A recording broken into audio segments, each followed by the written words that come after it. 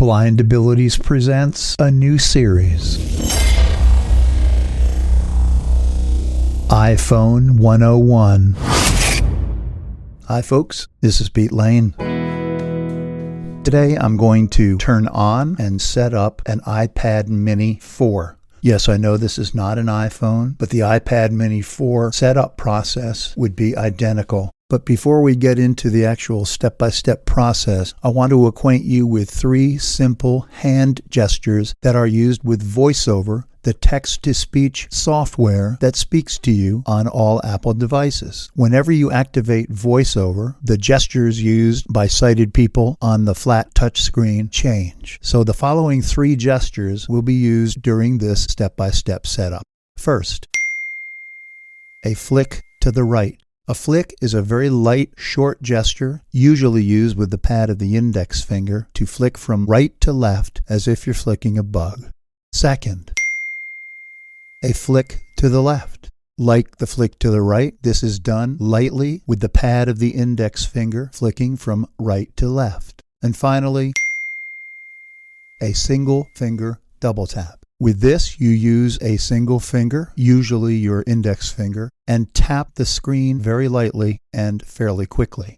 I'll be demonstrating this in more detail and applying it as we go through the setup process. First of all, I purchased this iPad mini 4 online through Amazon. The iPad mini was shipped to me boxed up. I've unboxed it. Once you unbox the Amazon shipping carton, then you have the Apple iPad mini package, which is a box. The box was approximately 6 inches wide by about 8 inches tall and approximately 2 inches thick. That's not, by the way, much different than the box you would receive with an iPhone. The box is sealed with plastic shrink wrapping, and there's really no convenient tab to pull to get this thing unwrapped. So I grabbed a pair of scissors and ran the pointed tip down one of the seams of the plastic and was able to get a grip. It pulled off pretty easily from there. The box is simple to open. Just pull the lid off the box. There I found the iPad, which likewise had a protective plastic wrapping. But this one had a tab you could pull and it came off easily. The rest of the contents of the box I have not thoroughly explored yet, but they should contain a charging cable with a USB connector on one end and a lightning connector on the other.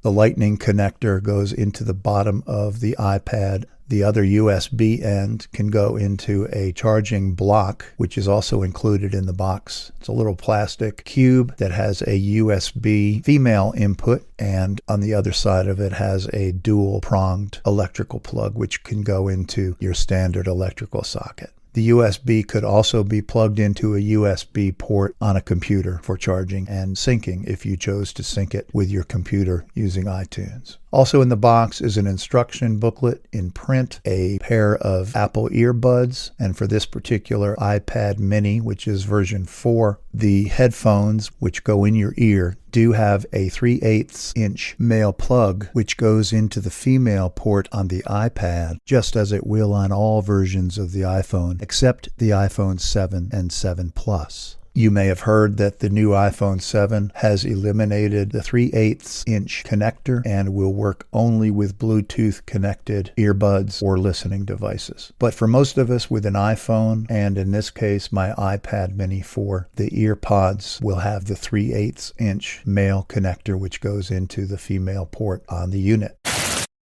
Okay, what do I do with it when I get it unboxed? Well, first of all, I have to turn it on. And the iPad mini 4 has a power switch on the top. If you're holding the iPad mini in portrait mode, which is in the tall position, meaning the home button is on the bottom, which is the round button on the front of the screen, and it's the only one that you can feel on the screen itself. This will also hold true for any iPhone. This will be considered the portrait mode. Conversely, the landscape mode will be when you flip the unit sideways and your home button will be on the left side or the right side, depending on how you flip it. But for purposes of this discussion, I have my iPad mini, and you can have your iPhone in portrait mode. So I have my home button at the bottom, and in that case, the power button is at the top of the unit. It's the only switch on the top edge of the unit. Your power switch for the iPhones 4, 4S, 5, and 5S is in the same location as it is on my iPad mini 4, which would be the top edge of your device over toward the right. This also holds true for the iPhone SE. If you have the iPhone 6 or 6 Plus, 6S or 6S Plus, or the iPhone 7 or 7 Plus, your power switch will be located on the upper right edge of your device. In order to turn on your device, you'll hold the power switch in for about 1 second, and I'll do that now. Now for a new device, we want to activate VoiceOver, since VoiceOver is not active from the very beginning. But most new iPhones and iPads will allow you to activate VoiceOver by pressing the home button 3 times. Now remember that home button is the only button on the face of the device, and in our case, since we have it down toward the bottom, that's the button that you want to push. In order to triple click this home button to activate your VoiceOver, you'll need to do that quickly. Let me see if I can do that so you can hear it through the microphone. I'll go 1, 2, 3. VoiceOver on. Holla. Portrait flipped. Now, as you heard, Portrait. I had to lift my device to be sure that it was in portrait mode. Your portrait and landscape will flip back and forth if you turn your iPad from portrait to landscape position. Landscape would be if you held it sideways, lengthwise, meaning the home button was on either the left side or the right side. Let's be sure that we've tipped our device upward, so once again the home button is at the bottom, and you should hear your device say portrait mode. Now what I want to do first, because VoiceOver is painfully slow, I want to speed up the speech rate. So I'm going to turn what I call a rotor. Speaking rate. And we'll definitely cover rotor much later in this series, but I can now increase the speech rate. 50%, 55%. I think that's fast enough, yet slow enough for you to hear. Now, we're on our very basic screen, and let's go to the top of the screen and see what our VoiceOver instructions are. Let me start flicking. The first flick we will explore will be the flick to the right. This will be done with a single finger, usually your index finger, and you'll want to touch the pad of your finger on the screen and flick it to the right, almost like flicking a bug. Hello. Press home to open. Button. The very first hint that we get from VoiceOver is hello. Press home to open. Press home to open. Button. That's a button. A button is activated using the single finger double tap, and I'll do so now. Setup. English. Button. Now you heard Setup English. Let me flick to the right. Español. Button. If I were to flick to the left, which would be from the right to the left, very lightly using the pad of my index finger, English. Button. it will move me backwards on the screen, actually towards the top. If I want to advance to the right or toward the bottom of your screen, I'll flick to the right. So I will do so now. Español. Button. Español button. 简体中文按钮，繁体中文按钮。日本語ボタン。 Français. Bouton. Deutsch. Taste. Русский. Кнопка. Português. Botão. As you can hear, there are numerous different languages besides English. But for the purpose of this demonstration, we'll be using the English language. So I'll go back up to the top using the left flick gesture. I'll be using my index finger and flicking lightly to the left with the pad of my finger. 简体中文 Español. Button. English. Button. Now you heard VoiceOver tell us English followed by the word button, which is 2 quick taps, which I will do now. 1, 2. English. Back button. If we were to tap the back button using the same single finger double tap, we would go back to the previous screen. But let me flick to the right, which would be to advance our position on the screen and explore it a little bit. I'll flick to the right. Select your country or region. Heading. United States. Button. More countries and regions. Heading. Afghanistan. Button. Åland Islands. Button. So once again, you hear that there are many, many countries and different regions, but I will flick back to United States. Afghanistan. More countries and regions. Head. United States. Button. And again, it said button, so I will double tap with 1 finger. Back button. Wi-Fi. Heading. Now I should be in a list of available Wi-Fi networks, and I am at my home, so I should see several home-related Wi-Fi networks, but let me just flick through them and see what the list has to offer. Choose a network. Heading. Choose a network. HOME F597. Secure. Double tap to join the network. Home F597 is one of my Wi-Fi networks, but it's not the one that I wish to use here, so I'll keep flicking. Netgear 36. Secure. Double tap to join the network. Likewise with Netgear 36. Netgear 36 -5G. Secure. Double tap to join the network. Netgear 36-5G is also an available network.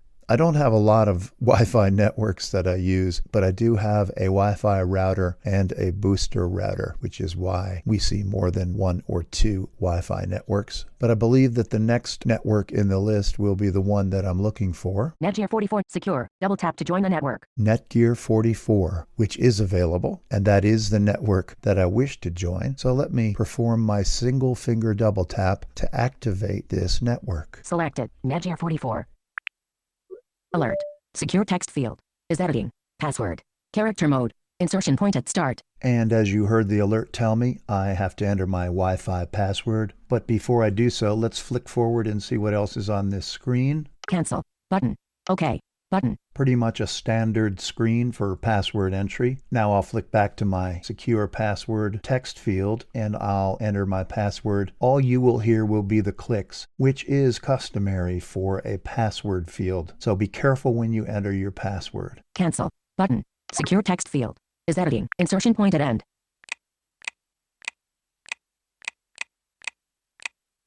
All right, now I'll flick to the OK button. Cancel. Button. OK. Button. And I'll double tap. OK. Back button. Good. Now it is working. It's in progress, and I will stop recording while it is connecting. Let me summarize where I am at this point. When I left you earlier, I had done so in order to input my password to select a Wi-Fi network. At that point, my recording for some reason had stopped. I therefore lost one of the screens in the iPad setup process. So let me see if I can reconstruct what that screen offered. After I had selected my Wi-Fi network, I was then offered a screen on which I was to make a selection as to how I wanted to set up this new iPad. Essentially, there were three options. One would be to restore the iPad using iTunes. The second was to restore the iPad using iCloud. And the third was to set up the iPad as a new device. Now, let me explain what those options mean. By restoring this iPad using either iTunes or iCloud, I would be electing to transfer my previous data, and by data I mean my previous apps, my Apple ID, my contacts from my address book, and all of my previous information on my other iPhones and iPads. This is what I wanted to do. Alternatively, if you have a new iPhone or iPad, which is your very first device, you would want to select the option which said set up iPad as a new device. But since I had previous devices and I had accumulated different apps and different information and music, I wanted to restore this iPad, which again meant that I wanted to transfer that previous information to this new device. So I selected restore this iPad using iTunes. Here's where my recording picked up. Back button. So now I will flick to the right and see what else is on this screen. Connect to iTunes. Now that does not say it's a button, but let's double tap and see what happens. Connect to iTunes. Back button. Connect to iTunes. Back button. I'll do a back button. Back. Apps and data. Heading. Restore from iCloud backup. Button. Restore from iTunes backup. Button. Well, since the restore from iTunes backup did not seem to get me anywhere, I'll try restoring from. Restore from iCloud backup. Button. So let's see what this offers. Restore. Place your finger. Photo of a person holding an iPhone with their set up Touch ID later. Continue. Button. It has reverted me back to my fingerprint Touch ID screen. Set up Touch ID later. Button. I'll once again tap Set Up Later. Set up alert. Set up Touch ID later. Touch ID secures your iPad. Continue. Button. I'll tap the Continue button with a single finger double tap. Passcode. 0 of 6 values entered. Passcode options. All right, I have figured this out. Because my previous data is secured with both a 4-digit passcode and my fingerprint ID. Apple will not allow me to sync this new device unless I were to use my passcode or my fingerprint ID. If you're setting yours up as a new iDevice, then you can bypass both the fingerprint identification setup and your passcode setup. But for purposes of continuing with this demonstration, I'll have to enter my 4-digit passcode. A point of note here, Apple is encouraging all new users to create a 6-digit passcode, but because my passcode for my previous devices was only 4 digits, I must select a different passcode option. Passcode. 0 of 6 values entered. A passcode protects your data and is used. Passcode options button. I'm going to have to double tap here and input my 4-digit passcode. Alert. Custom alphanumeric code button. Custom numeric code button. 4-digit numeric code button. I'll double tap here. 0 of 4 values entered. 1, 2, 3, 4. Passcode. 0 of 4 values entered. Re-enter your passcode. 1, 2, 3, 4. I'll double tap here.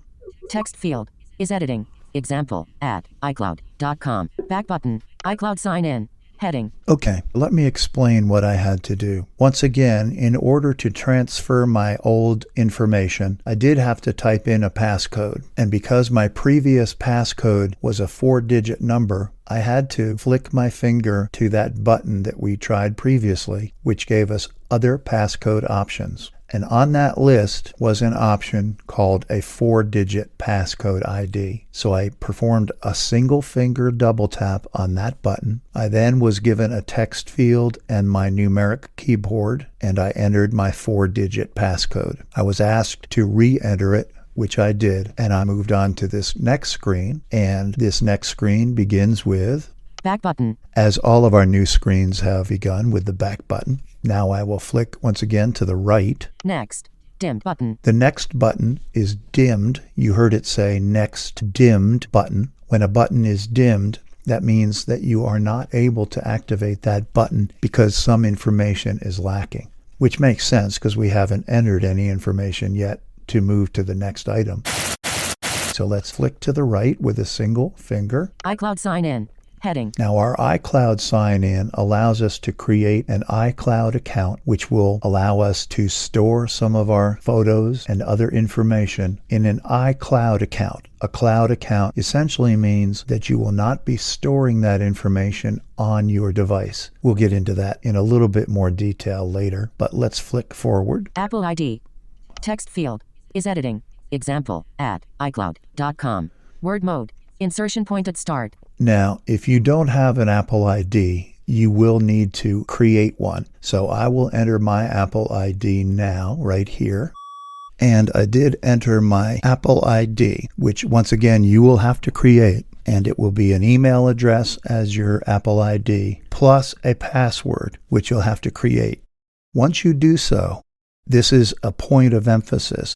Once you have created your Apple ID, which is 2 components, an email address and a password, by all means write those down, record them somewhere, commit them to memory. Do not, in any case, forget them, because the Apple ID and password are really key pieces of information that you will need forever. I'm sure you heard the emphasis in my voice. So I have completed that, and I am placed on the next screen. And just to get our orientation, I will flick to the left to see what the top button is. Terms and conditions. Heading. Terms and conditions. And this is a cautionary piece of the process that you'll have to do whenever you're upgrading to a new phone or you're installing a new individual operating system or iOS. These terms and conditions are very detailed, and I have read them once or twice, and I recommend that you do so. If you want to read them, you can flick to the right. Sent by email. You can have them sent to you at your email address, which remember you have just entered to create your Apple ID. Important. Please read the following terms before using your iOS device. By using your iOS device, you are agreeing to be bound by the iOS terms and conditions. If you choose to use iCloud or Game Center, or both, you are agreeing to be bound by the respective iCloud and Game Center terms and conditions. Good. Rather than read them all now, we will forego or bypass that step right now. Agree. Button. but I've gone to the bottom of my screen and I will tap agree, which is a button. And by tap, I mean I will double tap with one finger. Agree. In progress. iOS is working. In progress. Back button. So now I'm placed on a new screen. Once again, we're on the back button. I'll flick to the right. Choose backup. Heading. Latest iPad backup. Heading. December 6th, 2016 at 2:27 p.m. Dad's iPad. iPad 2. Button. That's a previous iPad that I have, and that is the backup that I want to do. So I'll go ahead and single finger double tap. Alert. Secure text field. Is editing. Password. Word mode. Insertion point at start. And as we did before, we have to sign in with our password to authorize the transfer of this data to the new device. This time it's my Apple ID. Let's review the screen. Enter the password for your Apple ID. peacelane at yahoo.com. Secure text field is editing. Password. Word mode. Insertion point at start. Cancel. Button. OK. Button. And as you can see, it's pretty straightforward with a secure text field, then a cancel button and the OK button. So I'll go back up and enter my secure password. Cancel. Button. And remember, when entering a password, all you hear is the clicking. You don't get audible feedback regarding the letters or characters that you're entering. So be sure to be very careful with your typing. Secure text field is editing. Insertion point at end. OK, now let's flick with a single finger using our right flick to our OK button. Cancel button. OK button. And I'll double tap this with a single finger to press this button. OK. December 6th, 2000. In progress. Restore from iCloud. Progress. 2%. As is the case with many tasks that you're asking iOS to perform, you're given a progress indicator. 3%. And you can hear the progress as it's read to you. And if you keep flicking back to the left, restore from iCloud, and then flick back to the right, you can get the latest progress percentage. Progress. 4%. So this will be a slow process, and I will pause the recording 5%. so you don't have to sit through it all. Okay, the transfer of my previous data has been completed. I am now on the same new iPad, which is an iPad mini version 4, but all of the settings from my previous iPad, and by settings I mean my voiceover settings, which is my speech rate. If you listen here, you'll hear that the speech rate is considerably faster than we were hearing a moment or two ago. Press home to open. Button. More info. Button. But we're once again placed on the screen. Hello. Which is identical to the first screen we saw when we first started the new iPad, which is the language settings. So let's see what we've got. We've got a hello. Hello. Tekken. Yuka. Now this is a little bit fast, so let me use my rotor. Once again, I will describe the rotor in a later episode of this series. Vertical navigation. Headings. Hints. Speaking rate. There's a speaking rate if you were able to decipher that at that high speed, and I will lower the rate. 69%, 64%, 59%. I think 59% is good. I'll leave it there. Now let's see where we are. Hello. We have a hello. Apu es early bauten principal por abrir. And then another foreign language. More info. Button. And then a more info button. Let me see if that's all we have. More info. Button. I'll double tap on the more info button. And just as a reminder, by double tap, I mean I will use a single finger and tap twice fairly quickly. More info. More info. Button. Holla. 3 of 3 Wi-Fi bars. Netgear 40. Passcode field. 0 of 4 values entered. So I pushed my home button and I am now placed on my login screen. Enter passcode. Which will require the 4-digit passcode that I created a few moments ago. Passcode field. 1, 2, 3, 4, 5, 6, 7, 8, 9, 0. Cancel. Button. Setup. Update completed. And my update is completed, which was the transfer of that information for which we saw the percentage progress indicator. Now let's see what else is on this screen. Your iPad was updated successfully. There are just a few more steps to follow, and then you're done. Good, just a few more steps. I'll keep flicking to the right with a single finger. Continue. Button. And I will single finger double tap the continue button. Continue. In progress. In progress. We're waiting. Next. Button. And the progress is completed, so let's see where we are. Next. button. We have a next button at the very top, and I determined that by flicking once to the left, which as you remember goes in reverse order, goes backwards and upwards on your screen. Now I'll continue to flick to the right, which goes forward and toward the bottom of the screen. Add credit, debit, or store cards and use Apple Pay with Touch ID to make purchases easily and securely, right from your iPad. This is to establish my Apple Pay, which is a means by which you can use your iDevice, whether it's an iPhone or an iPad, to pay at authorized merchants. I don't want to do this, but let's continue flicking to the right. Apple may use anonymous location data to improve its services. Your phone number, account, and location information may be sent to your card issuer to set up Apple Pay. About Apple Pay and privacy. Link. There's a link for more on Apple Pay and privacy. Add credit, debit, next, button. I'm flicking to the left till I get to that next button, and I will double tap with one finger. Next, text field, is editing, 3-digit CVV, character mode, security code, comma, 4 bullets, card on file, enter your security, add card, next, dimmed, button. Now I go to the top of this screen, and once again, Back button, I have a back button, and I will flick to the right. next, dimmed, button. The next button is dimmed, so I have to continue swiping, continue flicking through the rest of this screen. Add card, enter your security code for your card on file with iTunes or App Store, card on file, comma, 4 bullets, security code, text field, is editing, 3-digit CV, add a different credit or debit card, set up later in settings, button. Here's a setup later in settings button. Undo, dimmed, button, redo, dimmed, button. And then if I were to proceed, I would get into the keypad, but I'm going to Set up later in settings, button. perform a single finger double tap on this button, set up later in settings. Set up later in settings. iCloud keychain, heading. iCloud Keychain allows you to synchronize passwords among multiple applications and multiple devices. Let's see what we've got here. iCloud keychain. To set up iCloud keychain on this iPad, approve it from one of your other devices using iCloud keychain or use your iCloud security code. Approve from other device, button. I'm not going to get into the iCloud Keychain at this point, so I will not approve from another device, Use iCloud security code, button. nor will I use my iCloud security code. Don't restore passwords, button. About iCloud keychain and privacy, button. Don't restore passwords, button. So I'm going to press Don't Restore Passwords. It's a button. Don't restore, alert. Don't restore passwords?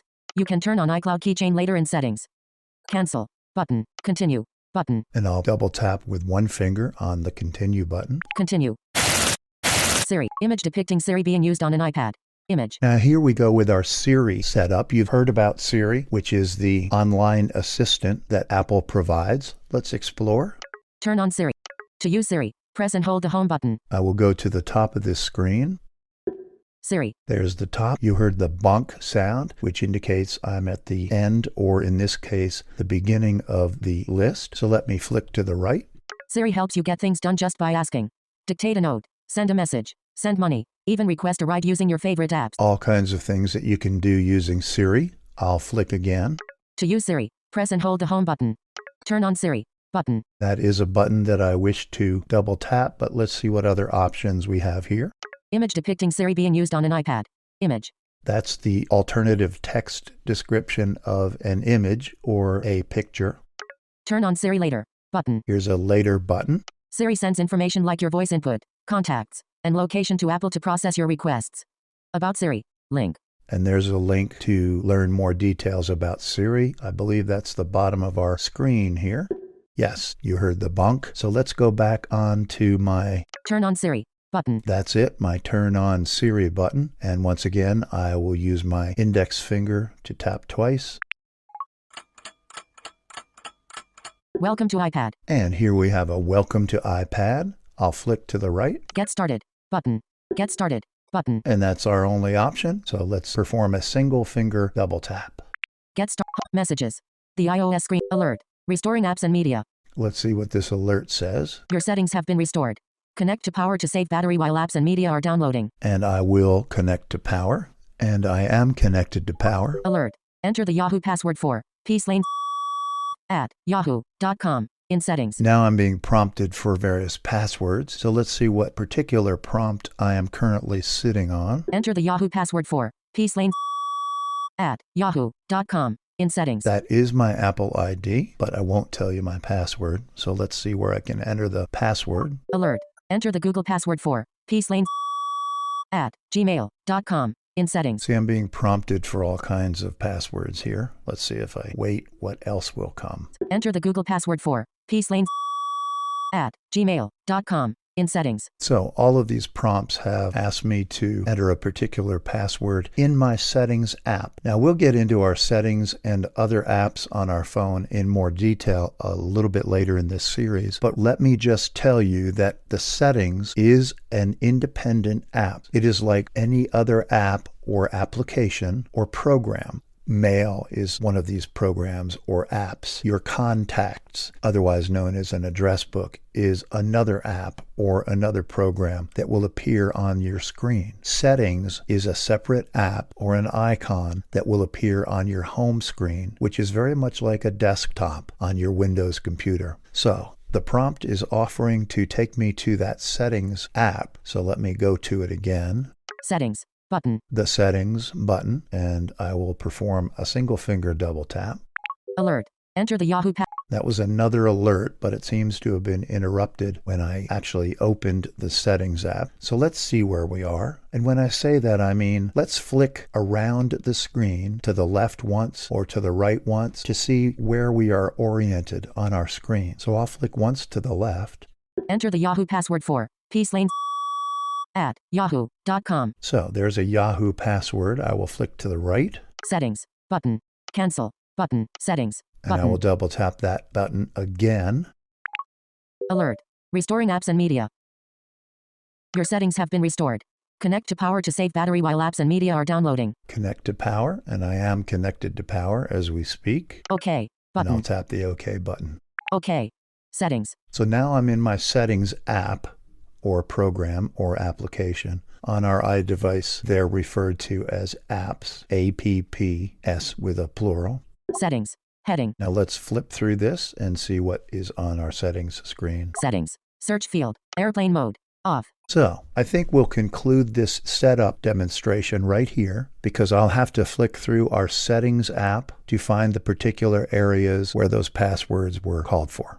I hope this has been helpful. Once again, our first step in this process was to unbox our iDevice, which would be our iPhone or an iPad, or in my case, an iPad mini, and unwrap the device. And then I turned on the power button or the wake/sleep button, which was the only button at the top of my device. If you have an iPhone 6 or 6S or 6 Plus or 6S Plus or an iPhone 7 or a 7 Plus, your wake sleep button, also known as your power button, is found in the upper right edge of your device. In order to activate my voiceover, I found the home button, which is on the front of the screen. It's the round button on the front of the screen. It is the only button on the face of the device, and I pressed it 3 times quickly. 1, 2, 3. And that, in this case, activated voiceover. I then went through the setup process, which included choosing my language, my country, creating or typing in my existing Apple ID. And remember, our Apple ID consists of 2 pieces: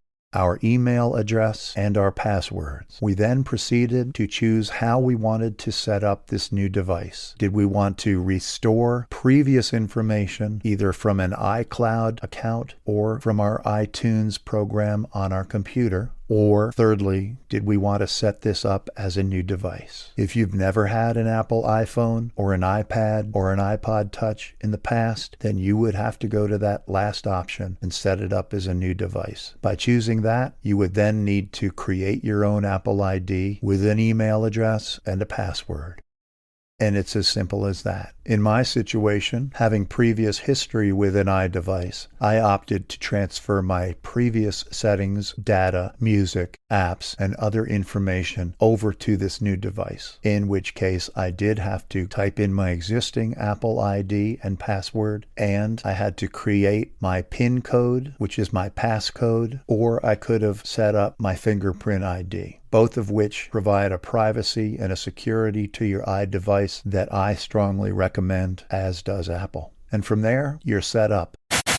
We'll continue with the orientation and transition process to your first new device in the next episode. Until then, I hope this has been helpful, and please don't hesitate to ask Jeff or myself any questions. You can reach me at petelane@blindabilities.com, or you can contact us at info@blindabilities.com, and one of us will be happy to respond. So until next time, thanks so much for listening, and have a great day.